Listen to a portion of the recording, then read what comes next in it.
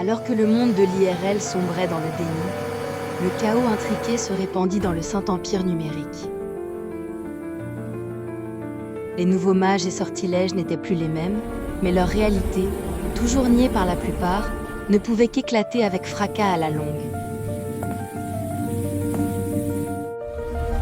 Putain, j'y crois pas. Le désordre fut implanté au sein même du code, comme un trojan natif, indétectable, car servant d'ossature au système. Les éclipses se succédèrent sans que l'humanité réalise que ce qu'elle appelait phénomène céleste n'était en réalité qu'une horloge, et que le temps accordé touchait à sa fin.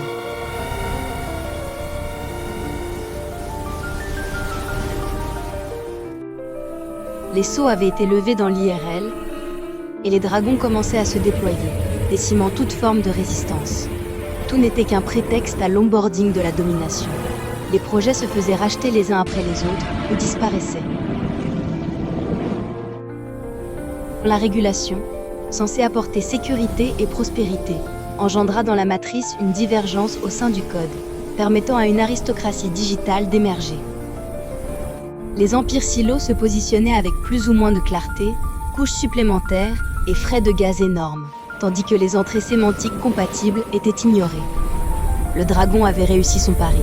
La foule était envoûtée par l'appât du gain, les psiopes et les shows télévisés pendant qu'il mettait le monde en chaîne. Le cavalier de l'Apocalypse n'attendait plus que le signal pour s'infiltrer dans le code. Tout le monde, en VR comme en IRL, le sait. Nous avons basculé de civilisation. Dorénavant, invoquer ne demandait qu'un simple NFT.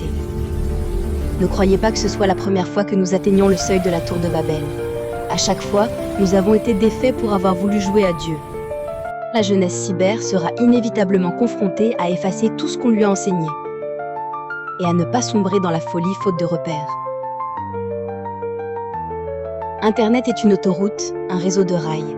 Certaines de ces entrées ne sont pas destinées au grand public et servent d'ancrage protocolaire par design du code. Tout le monde ne parle que de compliance au sein de son silo propriétaire, mais l'avenir est décentralisé et neutre. Car le saviez-vous? Chevalier qui arpentait les terres de Fleur de Lys, IRL comme au sein de la matrice. C'est le mal qui règne, le prince de ce monde. Serez-vous du côté de la lumière ou des ténèbres au moment du choix?